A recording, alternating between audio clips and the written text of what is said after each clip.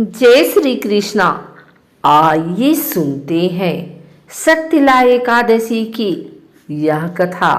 भगवान श्री कृष्ण के श्रीमुख से एकादशियों का महात्म्य सुनकर श्रद्धापूर्वक उन्हें प्रणाम करते हुए अर्जुन ने कहा, हे केशव, आपके श्रीमुख से एकादशियों की कथा सुनकर मुझे असीम आनंद की प्राप्ति हुई है। हे मधुसूदन, कृपा कर अन्य एकादशियों का महात्म्य सुनाने की भी अनुकंपा करें। हे अर्जुन, अब मैं माघ मास के कृष्ण पक्ष की सत्यला एकादशी व्रत की कथा सुनाता हूँ। एक बार दालभ्य ऋषि ने पुरुषत्य ऋषि से पूछा, हे ऋषि श्रेष्ठ, मनुष्य मृत्युलोक में रक्त बहाव आदि महापाप करते हैं और दूसरे के धन की चोरी तथा दूसरे की उत्पत्ति देखकर ईर्ष्या आदि करते हैं।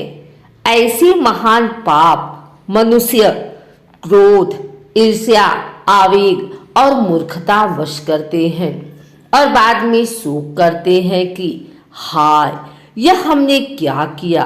हे महामुनि, ऐसे मनुष्यों को नरक से बचाने का क्या उपाय है? कोई ऐसा उपाय बताने की कृपा करें जिससे ऐसे मनुष्यों को नरक से बचाया जा सके, अर्थात उन्हें नरक की प्राप्ति न हो। ऐसा कौन सा दान पुण्य है जिसके प्रभाव से नरक की यातना से बचा जा सकता है? इन सभी प्रश्नों का हल आप कृपा पूर्वक बताइए। दालभ्य ऋषि की बात सुन पुलत्स्य ऋषि ने कहा, हे मुनि श्रेष्ठ, आपने मुझसे अत्यंत गूढ़ प्रश्न पूछा है।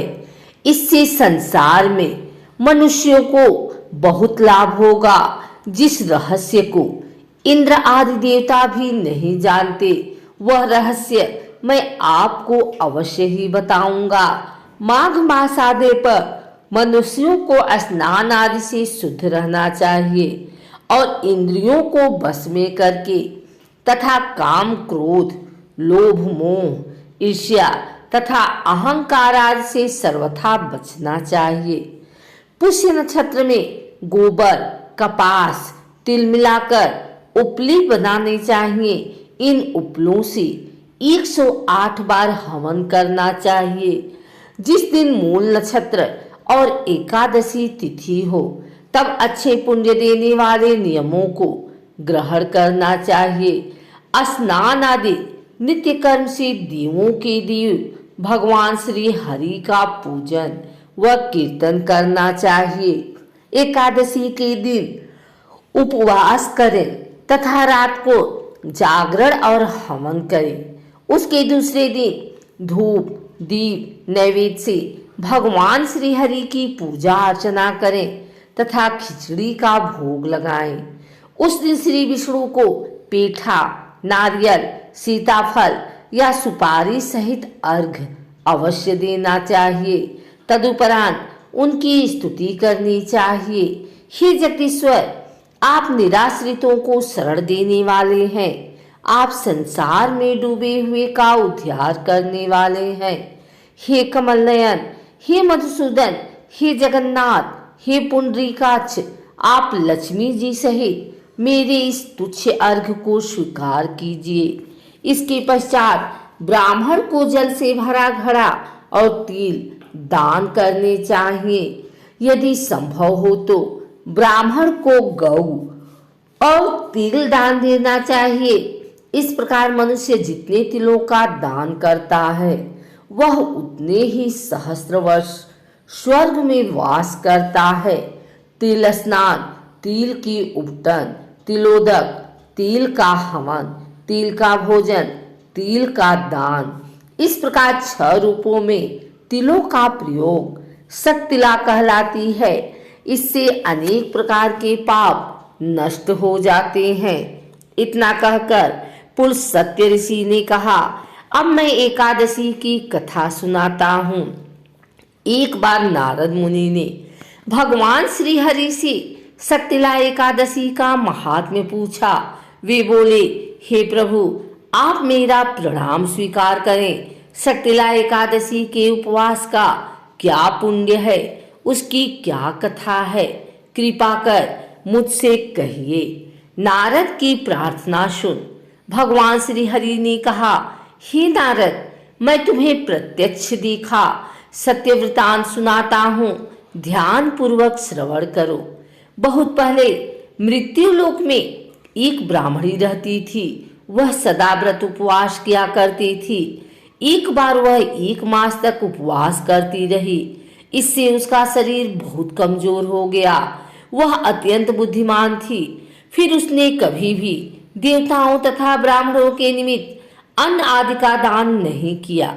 मैंने चिंतन किया कि इस ब्राह्मणी ने उपवास आदि से अपना शरीर तो पवित्र कर लिया है तथा इसको वैकुंठ लोक भी प्राप्त हो जाएगा, किंतु इसने कभी अन्न दान नहीं किया है। अन्न के बिना जीव की तृप्ति होना कठिन है। ऐसा चिंतन कर मैं मृत्यु लोक में गया और उस ब्राह्मणी से अन्न की भिक्षा मांगी। इस पर उस ब्राह्मणी ने कहा, हे योगीराज, आप यहाँ किस लिए पधारे हैं? मैंने कहा, मुझे भिक्षा चाहिए। इस पर उसने मुझे एक मिट्टी का पिंड दे दिया। मैं उस पिंड को लेकर स्वर्ग लौट आया। कुछ समय व्यतीत होने पर वह ब्राह्मणी शरीर त्याग कर स्वर्ग आई।